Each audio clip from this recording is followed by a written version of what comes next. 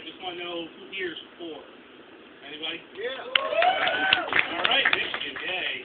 So anyway, I grew up really, really, really poor, like Gilligan's Island poor. You know, like no phones, no lights, no motor cars, like, you know, really, really poor. When I was younger, we were so poor we had to boil our own water for baths. Have you ever cooked your own water on a stove?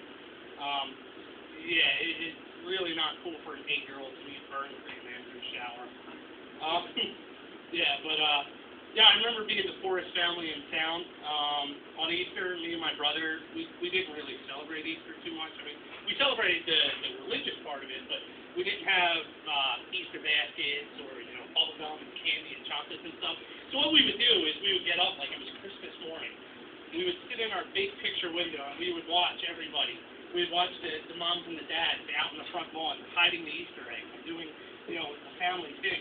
And then, once they went inside to get little Johnny and Jill, we would sneak out and we would take the eggs. And then, you know, I mean, just, we put little notes inside after we took the chocolates and the little gold coins. We'd say cute little things like Jesus died for your sins, not chocolate.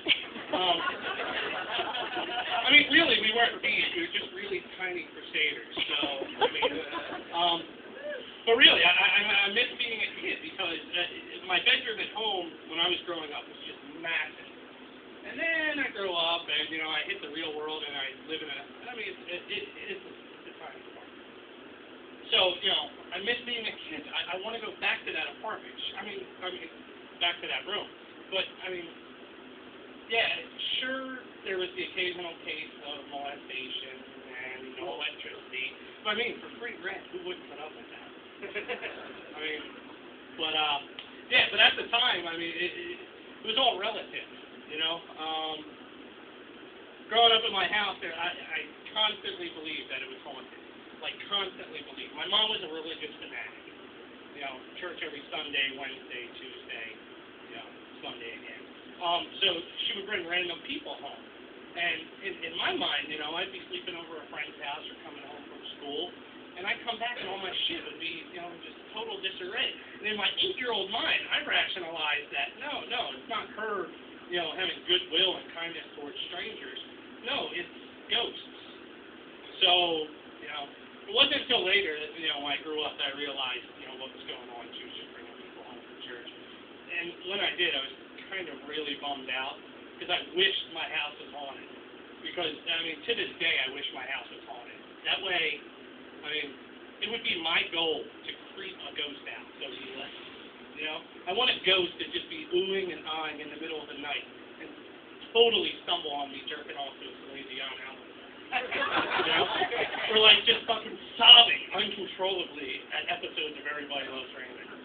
I want him to be like, you know, like, ooh, ha, and then I'd be like, what the fuck? And I'm standing there in assless chest, doing my rendition of Chicago. But anyway, you know, so yeah, I'm kind of a recovering Catholic. I see I have a religious crowd here. So anyhow, one of the teachings of Catholicism is that right the second you come out, just burst and bloom and just disgusting stuff all over you, you're going to hell. I mean, oh, it's my baby. No, you're going to hell. So anyhow, which kind of creates, you know, this really bad image in my mind is that if we're made in the image and likeness of God, then God must have some serious self-esteem issues. Because, I mean, God must be a self-hating, rapist, hard-drinking, wife and husband cheating, you know, doesn't know what he wants to do with his life or how he's going to do it, alcoholic asshole. And, you know, personally, I'm not sure about you guys, but I don't want my God to look like me. I mean, it's something really fucked up about a God that's 5'6", has red hair and an underbite.